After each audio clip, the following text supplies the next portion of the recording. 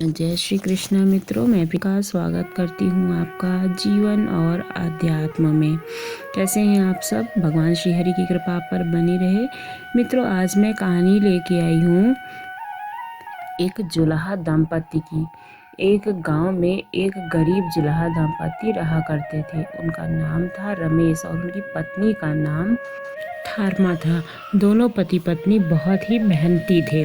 सारा दिन मेहनत करते, सुंदर सुंदर कपड़े बनाते, किंतु उनको उनके बनाए हुए वस्त्रों की अधिक कीमत नहीं मिल पाती थी। दोनों ही अत्यंत संतोषी स्वभाव के थे। जो मिलता था उसी में वे संतुष्ट होकर अपनी टूटी फूटी झोपड़ी में रहकर फिर तो दोनों भगवान के भजन में ऐसे खो जाते कि उनको अपने भूख प्यास की चिंता भी नहीं रहा करती थी। यूं तो दोनों संतोषी स्वभाव के थे। अपनी गरीबी की अवस्था के लिए उन्होंने कभी भगवान से कोई भी उलाहना नहीं दिया और अपने इसी जीवन से प्रसन्न थे। किंतु एक दुख उनको सदा कचोटता रहता था कि उनकी कोई संतान नहीं थी। इसको लेकर वह सदा ही चिंतित रहा करते थे, पर फिर भी सदा भगवान में मग्न। इसको भी उन्होंने भगवान की लीला ही समझकर स्वीकार कर लिया था और निष्काम रूप से भगवान श्री कृष्ण के प्रेम भक्ति भाव में डूबे रहते थे। जब उनकी आयु अधिक होने लगी तो एक दिन रमा ने रमेश से कहा कि हमारी कोई संतान नहीं है। कहते हैं कि संतान बिना मुक्ति प्राप्त नहीं होती है। आप हमारी आयु भी बहुत ही अधिक हो चली है, ना जाने कब बुलावा आ जाए। मरने के बाद कौन हमारी चिता को अग्नि देगा और कौन हमारे लिए तर्पण आदि का कार्य करेगा? कैसे हमारी मुक्ति होगी? रमेश बोला कि तुम क्यों चिंता करती हो, ठाकुर जी है ना, वही सब देखेंगे। रमेश ने यह बात कह तो दी थी, किंतु वह भी चिंता में डूब गया था। तभी उसके मन में एक विचार आया कि वह नगर में गया है और श्री कृष्ण के बाल गोपाल रूप की एक प्रतिमा लेकर आता है। घर आकर बोलता है कि हमें चिंता करने की अब कोई भी आवश्यकता नहीं है। मैं यहाँ बाल गोपाल लेकर आया हूँ। हमारे कोई संतान नहीं थी, वह भी इन्हीं की तो दिन है कि हमारे कोई संतान नहीं है। अब हम इनको अपने पुत्र के समान ही प्रेम करेंगे। यह हमारे पुत्र का दायित्व पूर्ण करेंगे, यही हमारी मुक्ति करेंगे। रमेश की बात सुनकर रमा अत्यंत प्रसन्न होती है। उसने बाल गोपाल को लेकर अपने हृदय से लगा लिया और बोली कि आप बिल्कुल ठीक कह रहे हैं, आज से यही हमारा लल्ला है।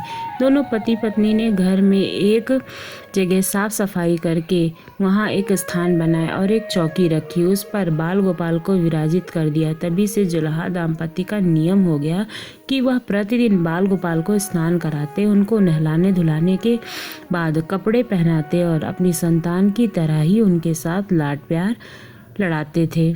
उन्हीं के सामने बैठकर भजन कीर्तन करते और सो जाते। जुलाहा अपने हाथ से बाल गोपाल के लिए सुंदर सुंदर वस्त्र बनाता और उनको पहनाता। इससे उसको अत्यंत आनंद आता था। धीरे धीरे दोनों बाल गोपाल को अपनी संतान के समान ही प्रेम करने लगे। रमा का नियम था कि वह प्रतिदिन अपने हाथ से अपने लल्ले को भोजन कराती, तभी स्वयं भोजन करती थी। अपने लल्ला को भोजन कराते समय उनको ऐसा ही प्रतीत होता था कि मानो वो अपने पुत्र को भोजन करा रही हों। दोनों के निश्चल प्रेम को देखकर करुणा निधान अत्यंत भाव विभोर होकर प्रसन्न होते थे। उन्होंने सदृश्य रूप से आकर स्वयं भोजन खाना प्रारंभ कर दिया था। रमा जब प्रेम पूर्वक बाल गोपाल को भोजन कराती तो भगवान को प्रतीत होता कि मानो उनकी माँ अपने हाथों से भोजन करा रही हैं। गर्मी का समय था। भरी दोपहर में दोनों पति पत्नी अत्यंत कार्य करते हुए थक गए और बिना भोजन किए ही सो गए। उनको सोए हुए कुछ ही देर हुआ था कि उनको आवाज़ सुनाई देती है कि माँ बाबा, मुझको भूख लगी है। दोनों हड़बड़ाकर उठ गए। चारों ओर देखा तो वहाँ कोई भी दिखाई नहीं दे रहा था। रमा को स्मरण होता है कि उसने अपने लल्ला को भोजन नहीं कराया है। वह दौड़कर लल्ला के पास आती है तो देखा कि बाल गोपाल का मुख कुम्हलाया हुआ था। इतना देखते ही दोनों पति पत्नी वहीं अपने उनके चरणों में पड़ जाते हैं। दोनों की आंखों में अश्रुओं की धारा बहने लगती है। रमा तुरंत भोजन लेकर आती है और ना जाने कैसा प्रेम उमड़ा कि लल्ला को उठाकर अपनी गोद में रख लिया। भोजन कराने लगे। दोनों पति पत्नी रोते जाते और अपने लल्ले को भोजन कराते जाते, साथ ही साथ बार बार अपने अपराध के लिए क्षमा मांगते रहते हैं। ऐसा प्रगाढ़ प्रेम देखकर भगवान अत्यंत द्रवित हो गए और अंतर्मयी भगवान श्री हरि साक्षात प्रकट रूप के अपने रूप में भगवान ने अपने हाथों से उनके आंसू पोंछे और कहा कि प्रिय भक्ति से अत्यंत प्रसन्न हूँ। तुम जो चाहो वो वरदान मांग लो, मैं तुम्हारे प्रत्येक इच्छा को पूर्ण करूँगा। इतना कहकर ही दोनों भगवान के चरणों में गिर गए और बोले कि हे करुणानिधान, आप हमसे प्रसन्न हैं तो स्वयं हमारे सम्मुख उपस्थित हुए हैं। हमारा जीवन ही धन्य हो गया। इससे अधिक हमें क्या चाहिए? इससे अधिक किसी भी वस्तु से भला हमारा क्या महत्व हो सकता है? आपकी कृपा हम पर बनी रहे, बस इतनी ही कृपा हमें चाहिए। श्रीहरि बोले, यदि तुम चाहो तो मैं तुम्हारे जीवन में हुए अभाव को समाप्त कर सकता हूँ। तुम्हें एक सुंदर संतान प्रदान करूँगा। यह सुनते ही रमेश और रमा एकदम व्याकुल होकर बोले, नहीं भगवान, हमको संतान नहीं चाहिए। उनका उत्तर सुनकर भगवान ने पूछा कि किंतु क्यों? अपने जीवन में संतान की कमी को पूर्ण करने के लिए तो तुम मुझको अपने घर लाए थे। अगर यह कमी नहीं है तो क्या है? यह सुनकर दोनों बोले कि प्रभु, हमको भय है कि यदि हमको संतान मिल गई तो हमारा मोह उस संतान से बढ़ जाएगा और मैं आपको संतान नहीं मान पाऊंगा, आपकी सेवा नहीं कर पाऊंगा। इस सेवा और भक्ति को देखकर करुणा निधान अत्यंत द्रवित हो जाते हैं और करुण भाव में भर जाते हैं।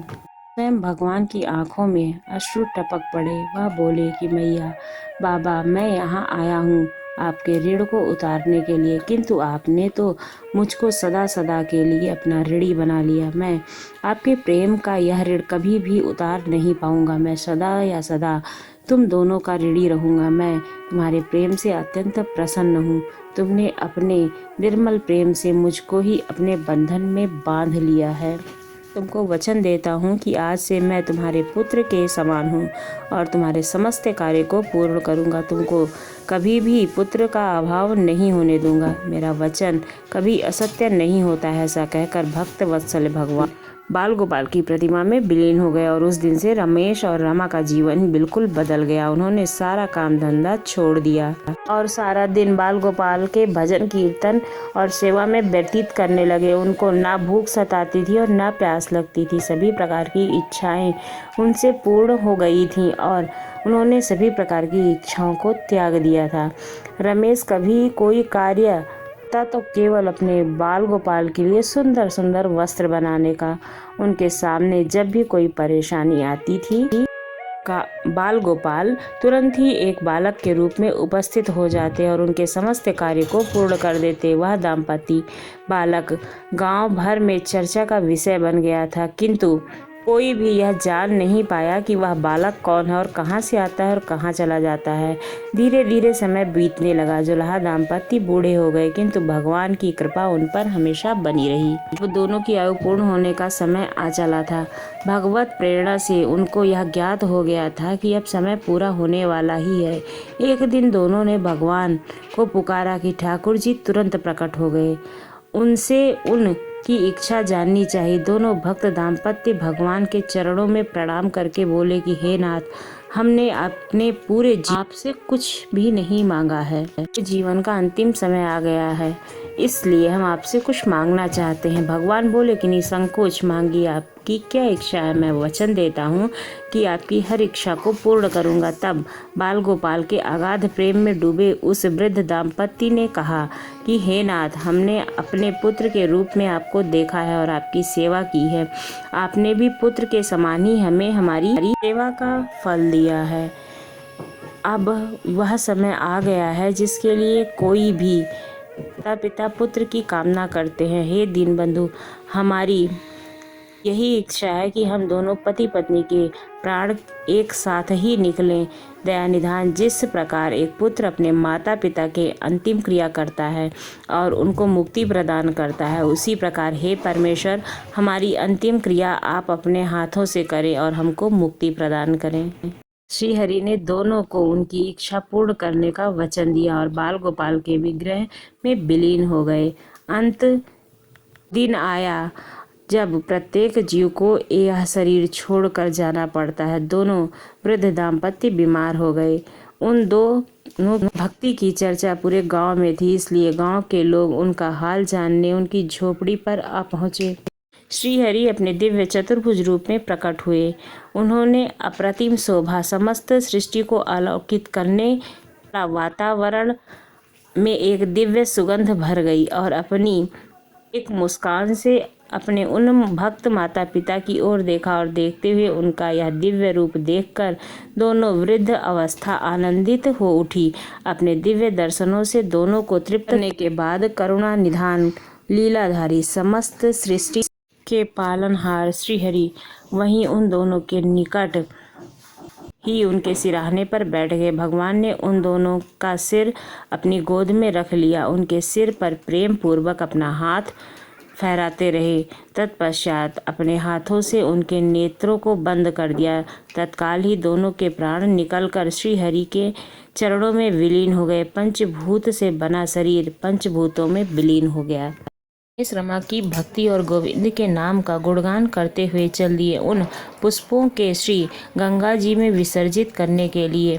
मित्रों, भक्त वह है जो क्षण भर के लिए भी विभक्त ना हो, अर्थात जिसका चित्त ईश्वर में अखंड बना रहे, वह भक्त कहलाता है। सरल शब्दों में भक्ति के लिए अंतिम चरण का अनुभव करने वाले को ही भक्त कहते हैं।